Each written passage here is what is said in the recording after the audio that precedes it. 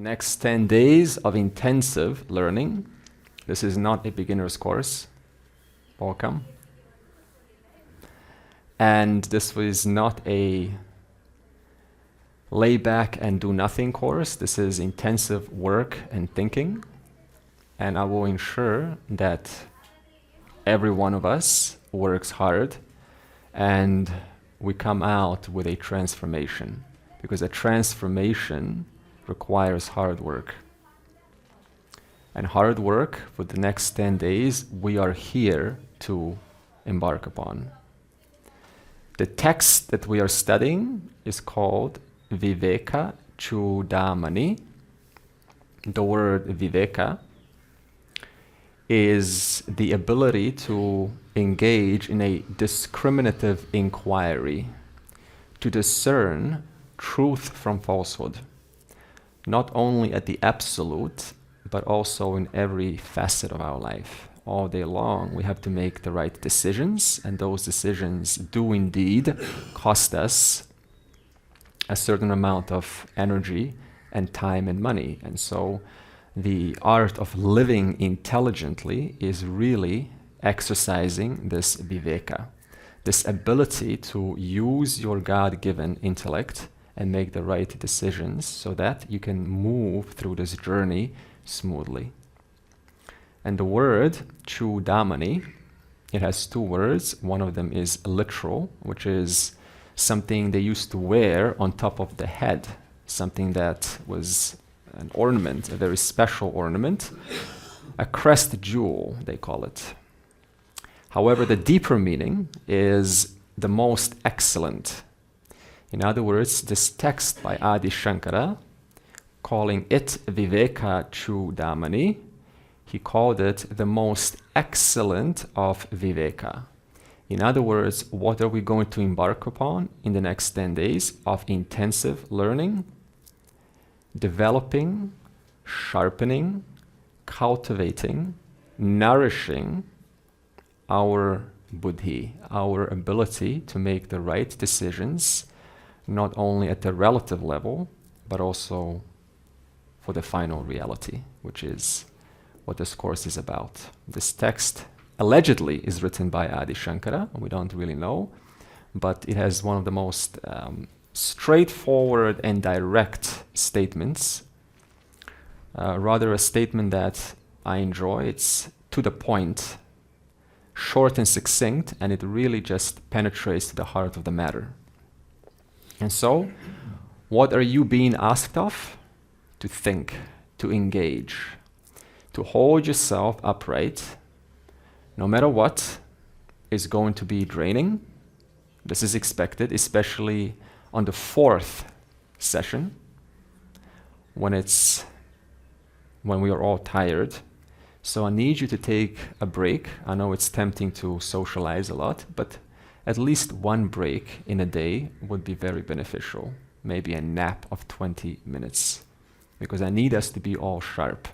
In fact, the prayer that we have all started with, Sahana Vavatu, it's a universal prayer. And this prayer starts with Sahana Vavatu.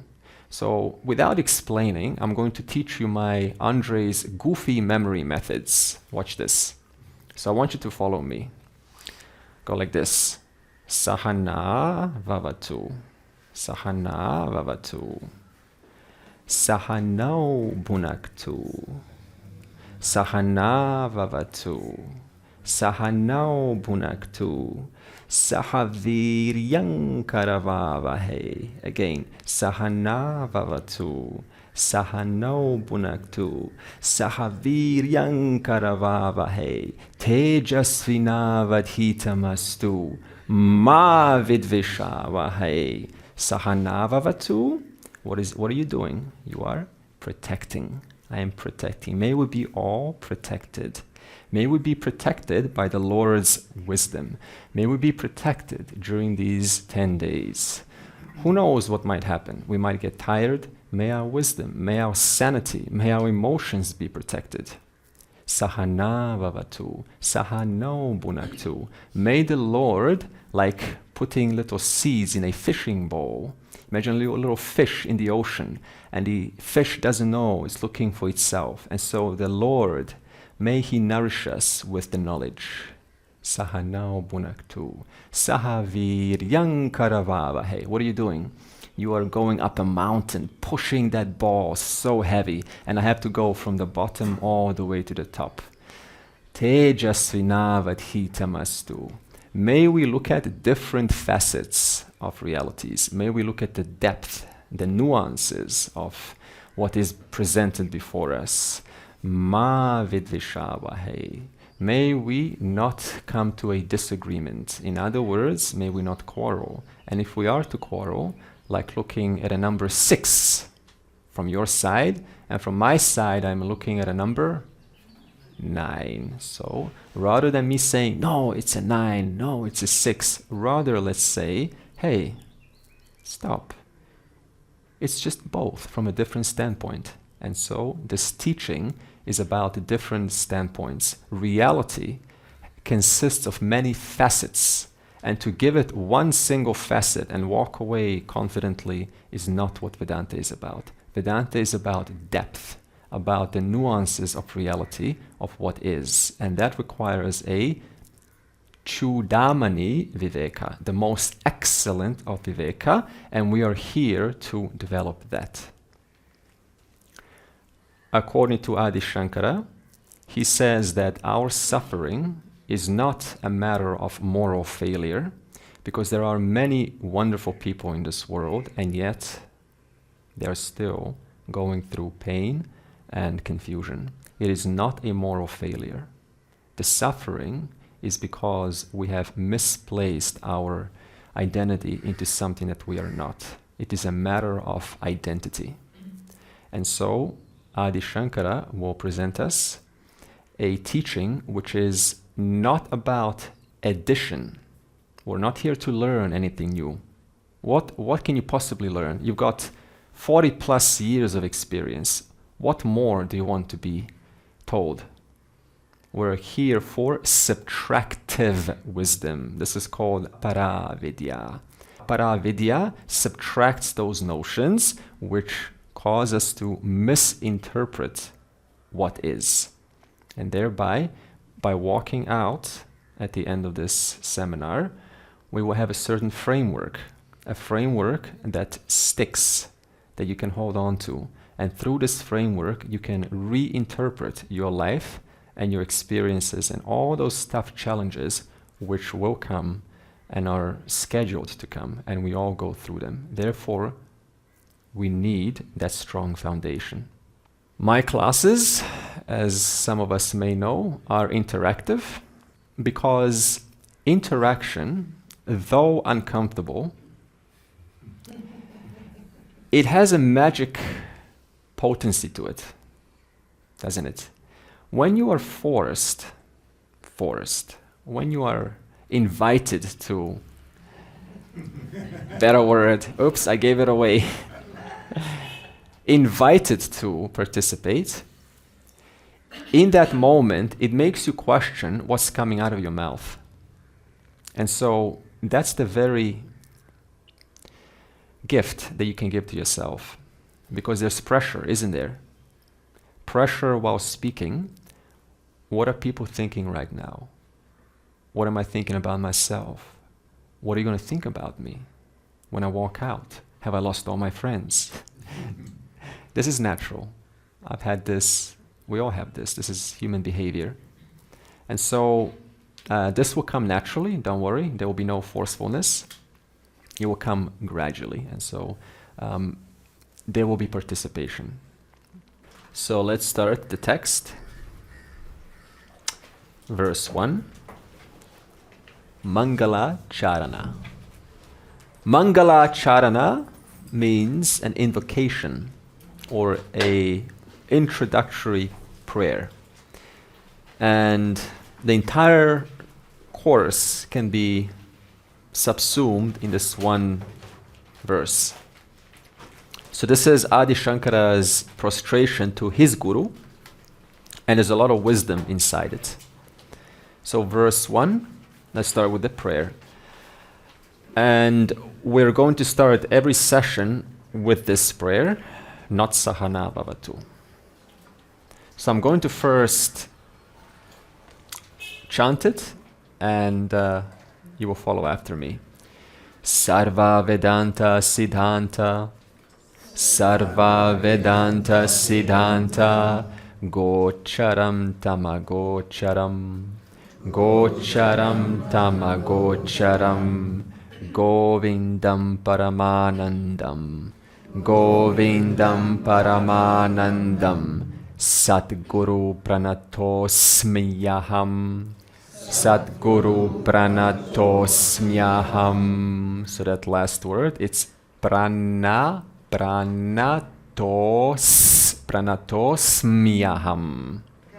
Pranatosmyaham. So I'll do the first line and then follow after me. Sarva Vedanta Siddhanta, Gocharam Tamagocharam. Sarva Vedanta Siddhanta, Gocharam Tamagocharam, Govindam Paramanandam, Sadgurum Pranatosmyaham, Govindam Paramanandam, Sadguru Pranatosmyaham. Okay, so we will get accustomed to this verse. So I remain saluting that teacher, Govinda. So this is Adi Shankara prostrating to his teacher, who is limitless. Of course, he's not talking about the body, is he? He's talking about that which the teacher recognizes. Who is limitless and of the nature of joy, who is not objectified by the senses and the mind, but is known through the Mahavakyas of all Upanishads. This is verse 1. So he starts with Pranatosmyaham, Pranataha Asmi Aham. That means I prostrate or I bow down to. Pranataha Asmi Aham. Aham Pranataha Asmi. I bow down or I prostrate. And this verse, as we said, is Mangala Charana. Another name for Mangala Charana, which means in English, a prayer, an introductory prayer. A shorter name for it in Sanskrit is Namaha. It's a prostration, it's a Namaha. Now in Sanskrit, you often say Namo Namaha, right? Namaha. Now that word Nama, it's very interesting. It means Nama, not mine. Not mine. So whenever we put our hands together at our chest like this, it tends to be a mechanical thing nowadays, just like that, at the airport. Hello. But what you really are saying is, this body with which I am prostrating to you, it's not mine. And this body with which you are greeting me, it's not yours either. So something we can now do together, just to kind of inculcate this notion, not mine. And then again, not mine, not mine, not mine. Okay? So this is a great opportunity for us from now on that we can add this extra facet, that it's not my body here, it's an instrument given to me by the Lord to be used wisely. And so every time, just like a prayer before eating, you have a chance to pray and say, thank you, Lord, for the food. Thank you that this eater is the Lord. The plate on the food is the Lord. The food itself is the Lord. The makers of this food in the kitchen that I've not met is the Lord. The whole thing, the taste is the Lord. Every single, that's 3 times a day of sadhana that you have before eating. Where's the question of, I don't have time to find sadhana throughout my day? 3 times a day. Same thing here, not mine.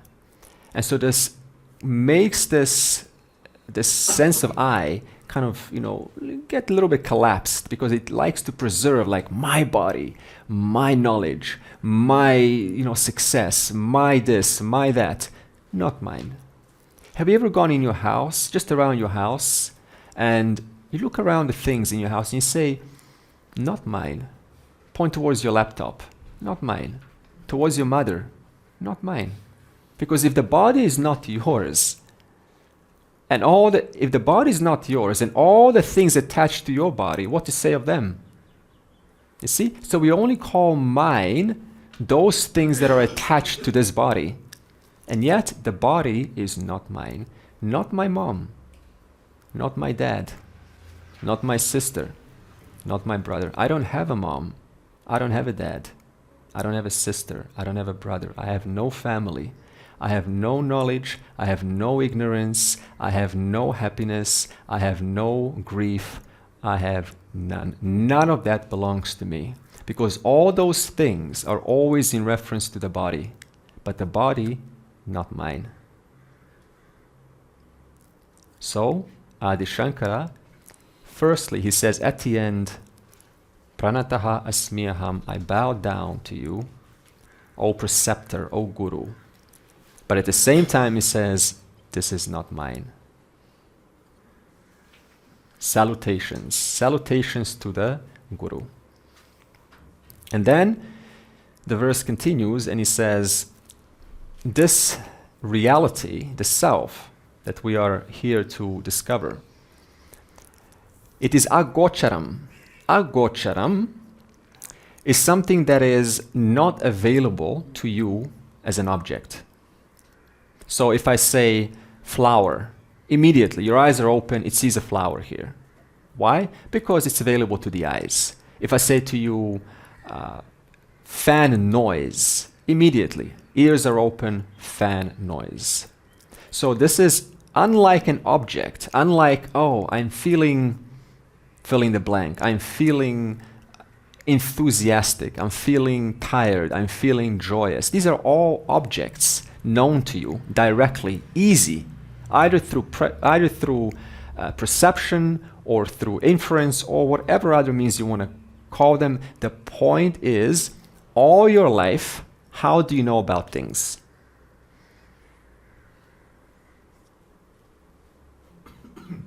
That's it. Whether it's an intuition, it's still known to you. Whether it's a sublime thought or an idea, it's still another object known to you. Whether it is some vision of oneness, some non-dual experience, it's still known to you. But the self is agocharam. It is unlike those things that are or have been so far known to you. It is unlike anything. If you say, I have contacted that reality, then you have not contacted that reality. Because it is agocharam. To contact that reality, you made a mistake. It is agocharam. It cannot be grasped by the mind, by intuition. It cannot be known as another thing. A moment ago, it wasn't known, and now it's known. Now I got it. But a moment ago, no, I didn't get it. The moment you say, I got it, you didn't get it. It's just another gocharam. It's another object. But this is a gocharam. It is an object that cannot be reached, that cannot be known in any way possible. And yet now you say, well, then it cannot be known through any way possible. Then why am I here? What's the point? Well, then the verse continues. And what is the means by which I will get to know this agocharam, which cannot be known through science, inference, perception, comparison? This self is thus recognized as agocharam, which is what we spoke about. It cannot be known through any means. And then how is this agocharam self known? Then the verse continues, sarva Vedanta siddhanta gocharam. In other words, it is known through the means of Vedanta. Vivekachudamani is Vedanta. Upanishads, Vedanta, this is all the same. So the Upanishads or Vivekachudamani, the text that we're studying, becomes the means, the gocharam. Gocharam is something that you can see. We can see the words, can't we? We're reading the words. So the words are the Gocharam, that which I can see, that I can recognize in front of me. And they become the mirror by which you can recognize agocharam. So now you say, how is this possible? How can words reveal that which is beyond words? You see the issue here? You see, suppose we take the physical light, okay? Does the light, do I need to write some word here to reveal the light?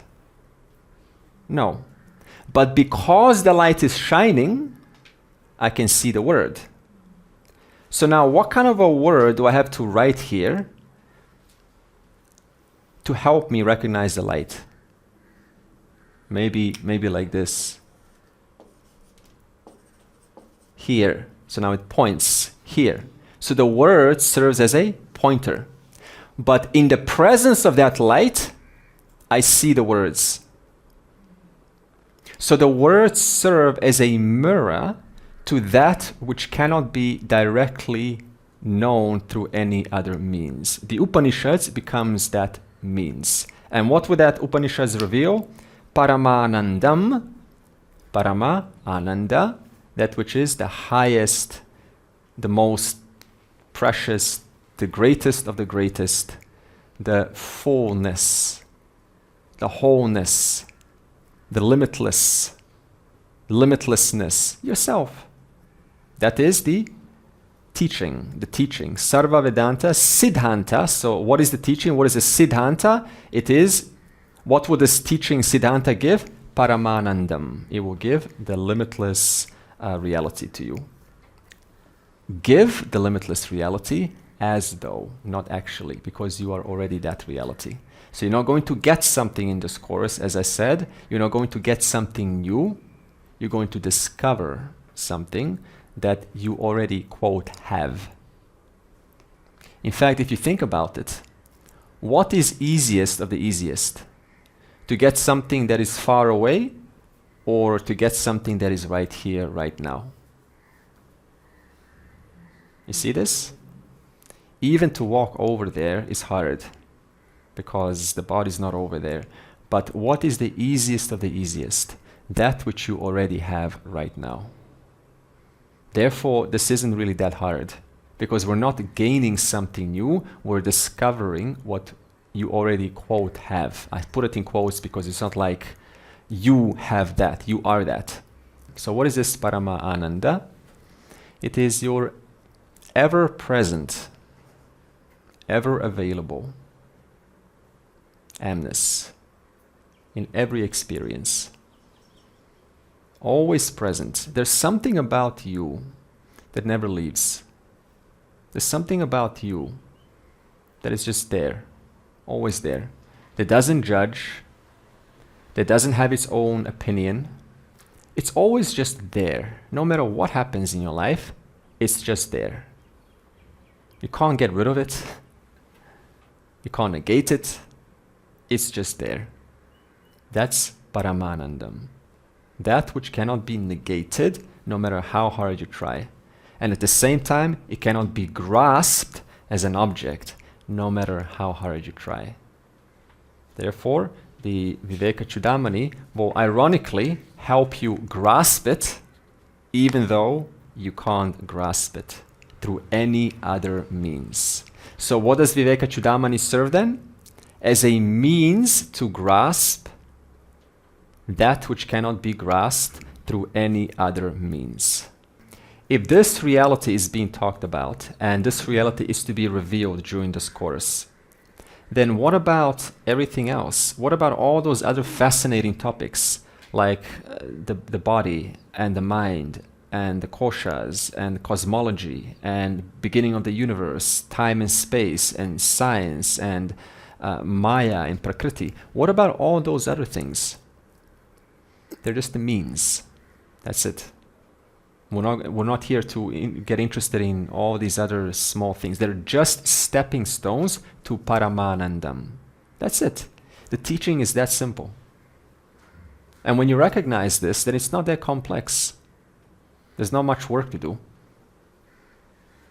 So everything that we talk about, 95%, look at this, 95% of the course is just a stepping stone to Paramananda.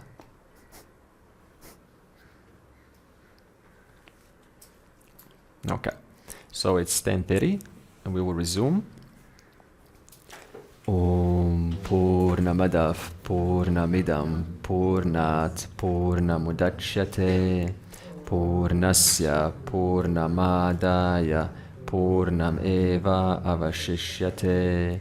Om Shanti Shanti Shanti.